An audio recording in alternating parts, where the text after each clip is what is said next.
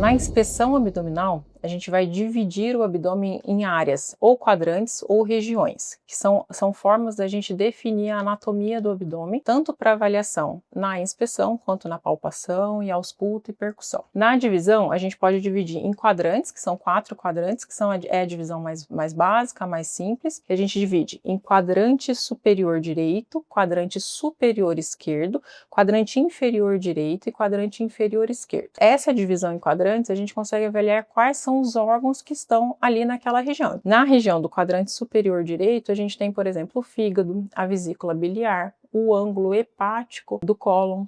Então a gente faz uma avaliação já direcionada para essa área anatômica. No quadrante inferior direito, por exemplo, a gente tem o seco, tem a válvula ileocecal, tem o apêndice cecal, que para nós é extremamente importante. Nas mulheres, a gente também consegue fazer uma avaliação do ovário, né? A parte do quadrante inferior esquerdo, a gente tem o ângulo do cólon sigmoide, né? Tem o cólon sigmoide, a angulação ali, paciente com diverticulite, é extremamente importante a gente saber. E no quadrante superior esquerdo, tem o baço e a gente consegue também pegar o ângulo esplênico do colo na nossa avaliação. Uma divisão um pouco mais complexa é a divisão por regiões. Na divisão do abdômen por regiões é uma divisão mais complexa. A gente usa mais linhas para realizar essa divisão. A gente vai mostrar uma imagem para você dessas divisões por linha, tanto dos quadrantes quanto das regiões. E nas regiões a gente tem 9 regiões principais. Primeiro, epigástrio e hipogástrio, hipocôndrio direito, hipocôndrio esquerdo, o mesogástrio nessa região, o flanco direito,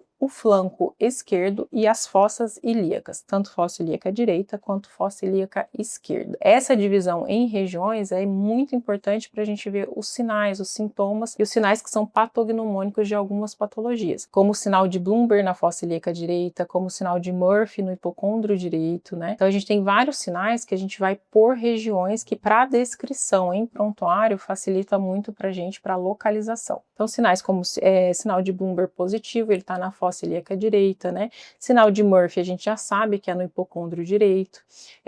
Sinal de Torres-Homem a gente já sabe também que é no hipocôndrio direito. Então a gente vai falar um pouco disso mais para frente, utilizando como base essa anatomia principal. Então a inspeção ela é dividida principalmente em estática e dinâmica. Então em estática o paciente está parado, ele está reto, ele não faz nenhum movimento de força nem nada. A gente vai avaliar ele tanto em pé quanto deitado na estática. Então na avaliação estática desse paciente é um paciente com abdômen normal, é um abdômen plano, é um abdômen que não tem retração cicatricial, que não tem abaulamento de cirurgias prévias, né? Não tem umas herniações, não tem na parte da derme a gente não vê estrias, lesões cutâneas ou alguma alteração que seja indicativa de alguma patologia importante. Então é extremamente relevante a gente descrever isso em prontuário. Na nossa avaliação do exame físico abdominal, a gente coloca se a cicatriz umbilical ela é centralizada e retraída, se ela está protusa. Então tudo isso a gente consegue ver na inspeção e é na inspeção estática que a gente faz essa avaliação principal. Ainda na inspeção estática a gente vai falar de alteração de forma, né? Então um abdômen plano, que é o dele, normal,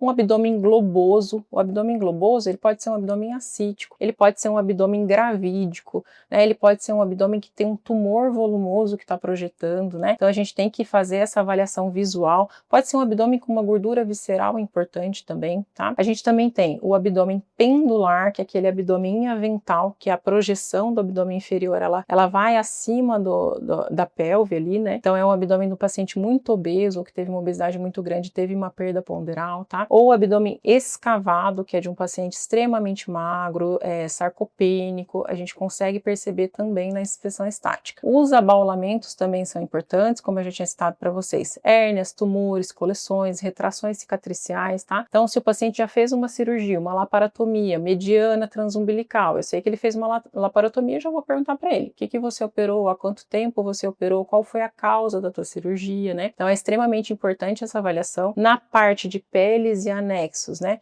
Dermatites, queimaduras, equimoses, a presença de estrias de tamanho volumoso, a gente vai pensar no uso de corticoide crônico. Então, paciente que teve trauma, perfuração, escoriação, politrauma que chega no pronto-socorro, a gente avalia faz a inspeção estática do abdômen, a gente consegue ver se tem uma perfuração, um ferimento de arma de fogo, um ferimento de arma branca, né? Se tem alguma escoriação grande, um politrauma, a gente consegue fazer essa avaliação. Além também, né, das questões de equimoses presentes, que a gente vai falar um pouquinho mais para frente, equimose periumbilical, equimose de flanco, também é extremamente importante para a gente definir algumas patologias, como pancreatites. Então, dentro da inspeção estática, a gente tem ainda sinais clínicos. Quais são esses sinais clínicos? São sinais cutâneos específicos que me dizem a favor de uma patologia. Então, qual que é os sinais principais? Vou citar para vocês os principais, o que vocês vão ver recorrente em provas, né, tanto na prova de revalida, quanto em provas de residência médica, provas de concurso, que são aqueles sinais que são mais cobrados, tá? Que são os principais, e é o que vocês vão usar mais no dia a dia também, que é o mais frequente de se ver, tanto no consultório, quanto no pronto-socorro, quanto na UBS, vocês vão se deparar com isso ao longo da vida de vocês algumas vezes, tá? Então a gente tem o sinal de Cullen, que é a presença de uma equimose periumbilical, tá? Isso é muito comum na pancreatite aguda. Então a gente conseguindo ver um sinal de Cullen, aquela equimose, e também associado ao sinal de Gray-Turney, que é a presença de equimose nos flancos, eu sei que esse paciente é um paciente extremamente grave. É um paciente que tem que estar internado em UTI, porque provavelmente ele está evoluindo com uma pancreatite aguda. Outro sinal extremamente relevante nessa inspeção estática é sinal cabeça de medusa. O que é isso? A gente vai ver exatamente esse termo na literatura. Cabeça de medusa é quando o paciente tem uma vascularização abdominal aumentada e ela se forma principalmente periumbilical. Isso mostra para nós que o paciente tem uma insuficiência hepática, uma cirrose hepática evoluída, né? E ele tem uma circulação periférica extremamente aumentada. Então, a vascularização ela vem em torno, desce toda a parede abdominal, mas periumbilical ela tem uma formação mais calibrosa. Isso é extremamente importante na definição de um paciente hepatopata cirrótico crônico. Tá? E o sinal de Maria José, ou Mary Joseph, que é uma lesão umbilical que a gente consegue visualizar também, que é uma deformidade do umbigo, que muita gente até associa a hérnias, a situações assim, mas esse sinal de Mary Joseph, ele é endurecido, ele é diferente de hérnia, ele é mais da região cutânea e subcutânea, ele não é projeção de dentro da cavidade abdominal. Esse sinal é patognomônico de carcinomatose peritoneal, uma doença evoluída de um câncer, né? Então, só na inspeção, olha quantos diagnósticos a gente consegue dar para o paciente. A inspeção dinâmica, ela é importante para nós, para a gente avaliar, principalmente, movimentos respiratórios, qual que é a frequência respiratória desse paciente. Eu consigo perceber na parte abdominal também, se essa ventilação ela é mais torácica, se ela é mais abdominal, se ela tem esforço, se ela tem tiragem costal, tá? Isso tudo a gente tem que perceber na inspeção. Se o paciente tem um padrão anormal de ventilação, se ele é um paciente que está dispneico, se ele está taquipneico, se a gente consegue ver também. A peristalse do paciente é outro ponto importante.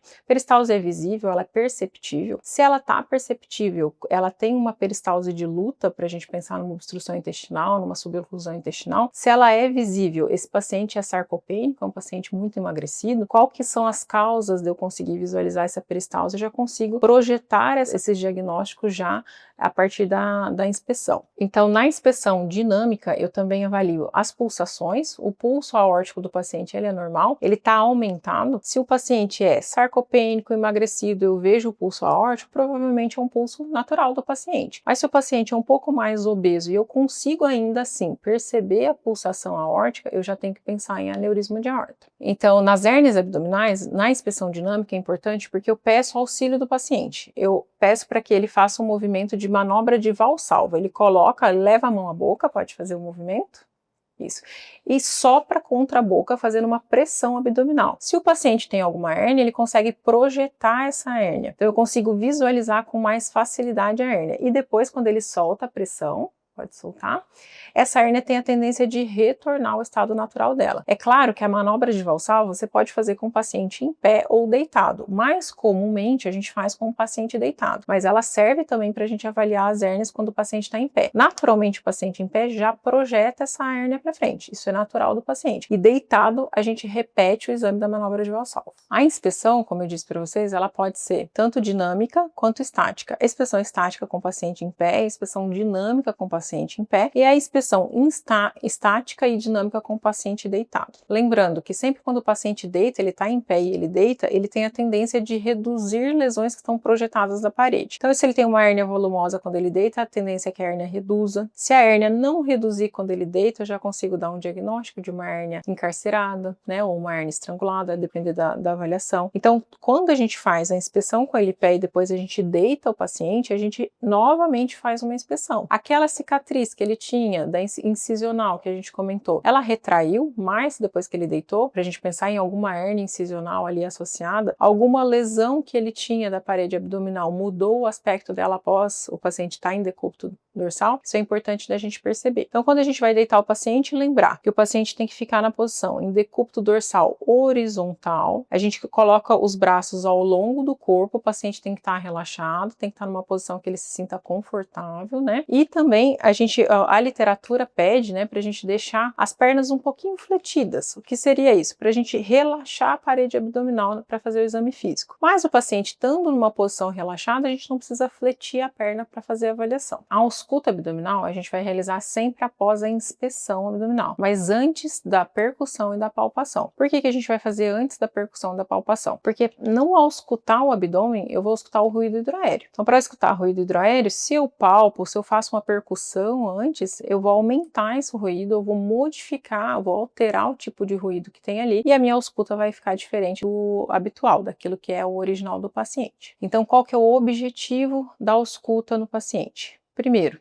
para nós, avaliar a motilidade intestinal. Então, vou avaliar se o ruído hidroaéreo está presente, se ele está ausente, se ele está aumentado, reduzido. Eu vou procurar por sopros abdominais, sopro vascular, principalmente o sopro da aorta ali, que a gente consegue pensar em aneurismas de aorta. Quando que a ausculta abdominal ela é normal? Quando tem presença de ruído hidroaéreo. Então, o ruído hidroaéreo tem que estar presente e a gente vai escutar ali entre 5 e 34 ruídos por minuto. Então, cada ausculta nossa pode ser de 30 segundos a 3 minutos de cada quadrante. Então, a gente faz uma ausculta num quadrante e tenta fazer o quadrante contralateral da mesma forma, no mesmo tempo, para a gente fazer uma projeção se o ruído hidroaéreo está presente e está igual em todo o abdômen. Outra avaliação que a gente vai fazer são os estalidos ou gorgorejos, que são sons de projeção de líquido. Então, se eu, na minha ausculta, eu escuto um líquido passando de uma forma mais abrupta, né, mais intensa, eu vou pensar num paciente com uma diarreia, num quadro diarreico, né, um quadro de suboclusão intestinal, que a gente tem aqueles estalidos, aqueles gorgorejos em tons metálicos, né? Então a gente vai pensar em vários diagnósticos a partir da ausculta desse paciente. A frequência normal do ruído hidroaéreo, como eu comentei para vocês, entre 5 e 34 ruídos por minuto. Avaliar no mínimo 30 segundos, mas a gente sempre orienta a avaliar o tempo que for necessário, né? Um paciente que tiver um ruído hidroaéreo um pouco reduzido, é importante você auscultar por mais tempo para a gente conseguir tanto temporizar o ruído hidroaéreo deles, né, quanto qualificar aquele ruído, que tipo de ruído está acontecendo ali, né. E a gente também tem sempre que avaliar no mínimo 2 quadrantes, né, e quadrantes distintos, e eu sempre oriento fazer a avaliação em quadrantes contralaterais ali. A ausculta, ainda na ausculta, ela pode ser patológica, né, então a gente vai ter as auscultas que tem exagero de ruídos, que é a exacerbação dos ruídos, como eu comentei para vocês, no quadro de diarreia, no quadro de obstrução intestinal recente, ou aquele paciente que tem uma redução completa, eu não escuto ruído, em 30 segundos ali eu não pego nenhum ruído hidroaéreo. Esse paciente eu vou pensar num ilho paralítico, numa obstrução intestinal, ou num pós-operatório, né, que ele fez um ilho paralítico que está numa fase mais tardia do pós-operatório, que ainda não retornou ali, né, ruído hidroaéreo. Então, é de extrema importância essa avaliação cautelosa, sem pressa, a gente deixa o paciente na posição que ele fique confortável, para a gente ter tempo de fazer isso, essa avaliação com qualidade. Então, na ausculta, eu vou usar um estetoscópio normal, lembrando que pacientes pediátricos, né, a gente tem um estetoscópio já para pediatria, que o diafragma é um pouco menor, né, ele é feito para pediatria, e tem o neonatal também, para os pacientes neonatos. Então a gente pega o diafragma do estetoscópio, coloca contra a parede abdominal e faz uma pequena pressão, uma leve pressão contra a parede, e deixa na mesma posição, não modifica, tá? O paciente tem que estar em silêncio, né? A gente não pode conversar com ele, a gente não pode conversar entre nós. Avaliação de no mínimo 30 segundos, e eu faço no quadrante paralelo àquele que eu fiz inicialmente. No mínimo 30 segundos também. Posso auscultar todo o abdômen, o ideal é que se auscute todo o abdômen, né, para a gente até definir quando você tem uma obstrução, uma suboclusão, a gente consegue perceber talvez o ponto que tem menor quantidade de ruído hidroaéreo, isso é possível também, tá? E para a ausculta de sopro vascular, eu venho principalmente nessa região do mesogastro aqui, né, geralmente eu faço à esquerda da cicatriz umbilical, posiciono o estetoscópio e faço uma pressão contra a parede abdominal um pouco maior do que eu faço para auscultar o ruído hidroaéreo. eu consigo perceber aqui o sopro aórtico, que aqui eu vou pegar a altura da aorta infraabdominal, que geralmente é onde é mais comum da gente ter aneurismas de aorta.